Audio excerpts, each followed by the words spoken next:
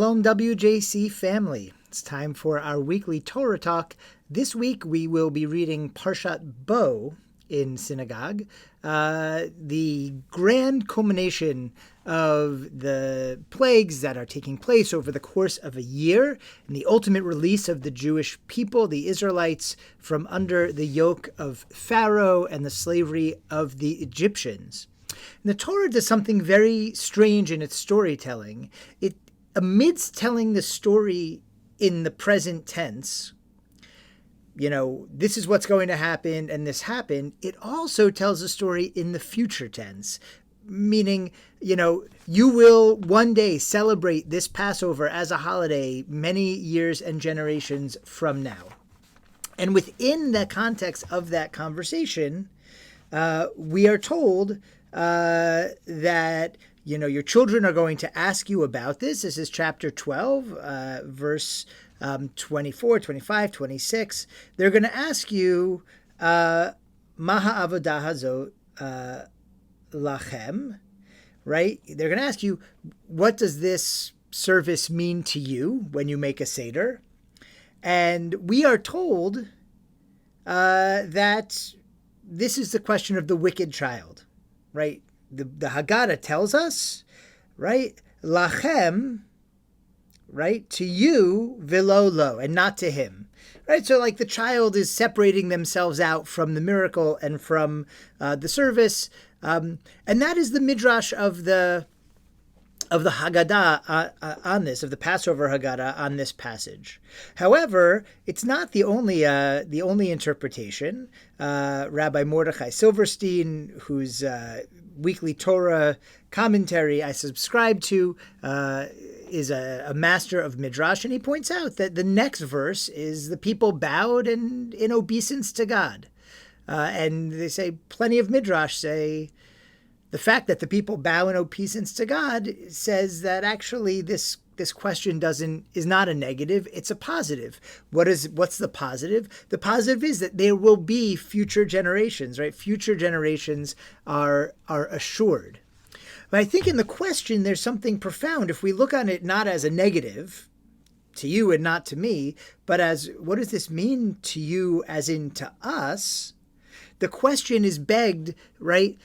Is implied within the Torah itself in this question that the meaning of the Passover is going to change, that the meaning of the Exodus is going to change, that very core central event and concept of the Jews going out of Egypt that we mention every morning in our tefillah, in our prayer, that the meaning behind that is going to mean something different in future generations than it does in the present, that the story of the Torah is telling, the first Passover, and even that meaning is going to change from generation to generation.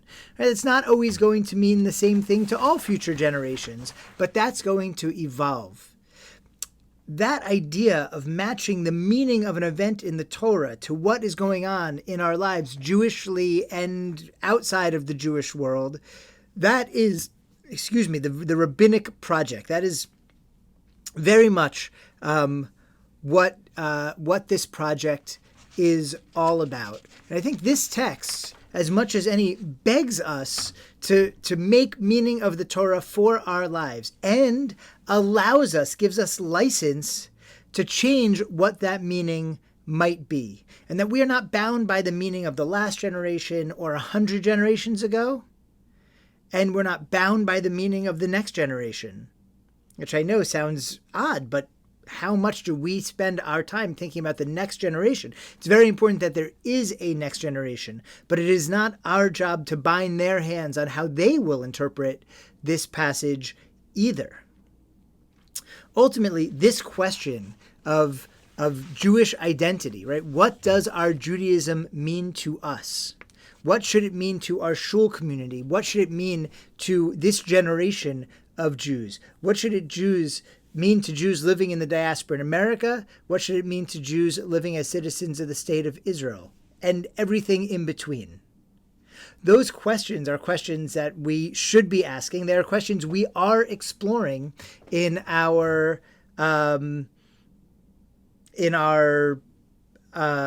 in our series, Boundaries and Belonging, creating a synagogue community of meaning that we're doing in partnership with other conservative synagogues and in partnership with the Hartman Institute. Our next one of those programs will be in March. We're continuing that conversation in our Saturday morning learning because these questions are the liminal questions of our time. Right? How do we define a community? In the second episode, a second event of this, we had a wonderful speaker. I want to make sure I get her name right. Michal Biton, who came, a sociologist, to talk about the different ways we can define that community. Communities are defined by norms. What are those norms? Communities are also defined by how people declare themselves.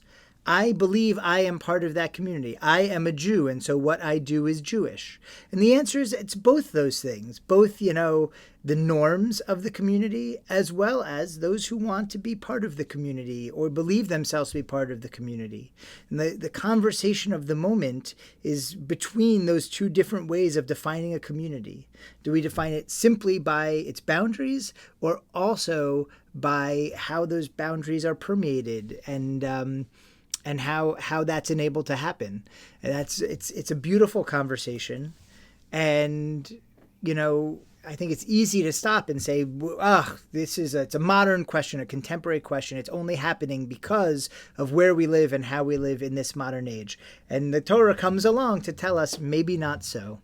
That ultimately, this conversation has been going on at least since the time of the Haggadah and the time of the Mishnah, which are about contemporaneous, the first couple of 100 years of the millennia that began with the year 0, and has continued on ever since, right? What does this mean to us, to you in this moment, to me in this moment?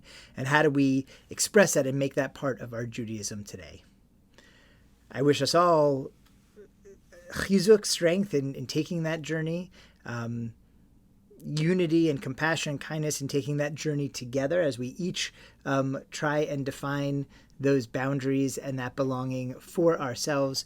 And most of all, I pray that we are able to own our Exodus journey today as our ancestors were able to thousands of years ago, paving the way for our children, our children's children, and indeed their children's children to continue the journey of definition, the journey of identity, the journey of making the Torah their own in their moment and with the world going on around them. Wish you Shabbat Shalom.